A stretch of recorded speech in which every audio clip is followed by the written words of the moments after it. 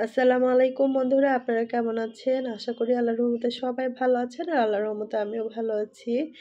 হ্যাঁ, গত কয়েকদিন থেকে আমি অসুস্থ ছিলাম, ঠান্ডা লেগেছিল, খুসখুসি কাশি, মানে প্রচণ্ডভাবে আমি কষ্ট পাচ্ছিলাম কাশির জন্য।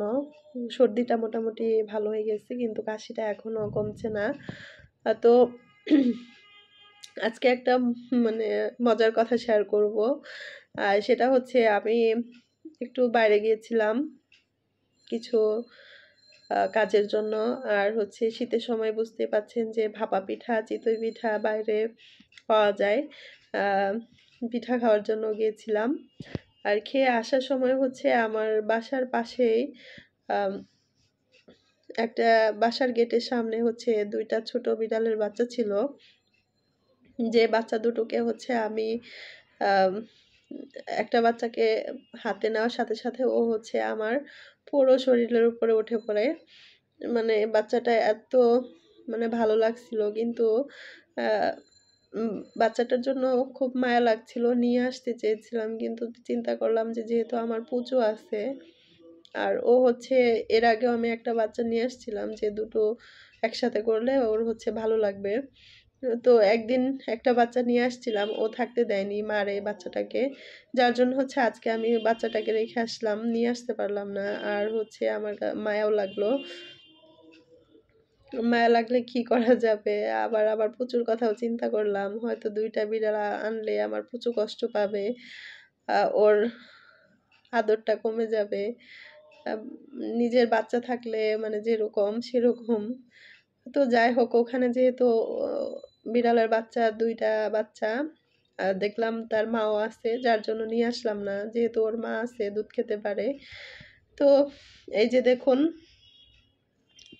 বাসায় এসে শুধু ওকে বলছি যে তোমার মতো আরেকটা পুচি পাইছিলাম যাকে নিয়ে আসতে চাইছিলাম। তুমি তো আমার কুলে আসো না। ও হচ্ছে আমার কুলে এসে বসে থাকে সুন্দর করে। ও হচ্ছে আমার কুলে আসে আর তুমি আমার কুলে আসতে চাও না। তোমাকে আদর করব না। আমি হচ্ছে ওই বিড়ালটাকে নিয়ে আসবো।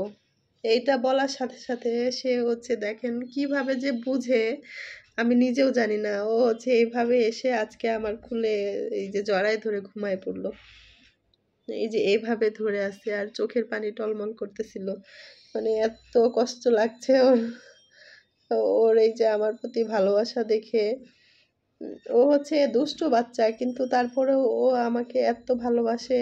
মানে ওকে যখন কোনো কিছু বলি ওই সময় ও হচ্ছে তার ভালোবাসার বহিঃপ্রকাশটা দেখায়।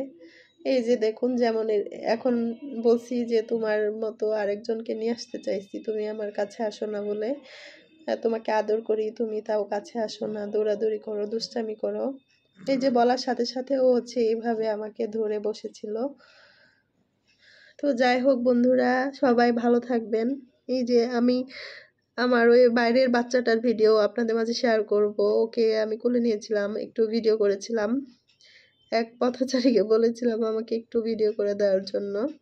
তো যাই হোক ওখানে একটা রাস্তা দিয়ে ভাইয়া যাচ্ছিল, উনি বলছিল নিয়ে যান, নিয়ে যান। কিন্তু দুঃখের বিষয় আমি নিয়ে আসতে পারলাম না। এই যে একমাত্র আমার এই দুষ্টুটার জন্য। তো সবাই ভালো থাকবেন। দেখতে থাকুন আমার ভিডিও। এই যে এই হচ্ছে সেই বাচ্চাটা। দেখুন আমি কোলে নেওয়ার সাথে সাথে ও হচ্ছে আমার ঘাড়ের উপর উঠে পড়ছে আর ওর শরীর হচ্ছে আমার শরীরের সাথে ঘেঁষতেছে। মানে ও হয়তোবা একটু আদর চাচ্ছে যার জন্য ও হচ্ছে এমন করতেছিল। আর দেখুন এই যে এইভাবে ও হচ্ছে আমার ঘাড়ের উপর উঠে পড়ছিল।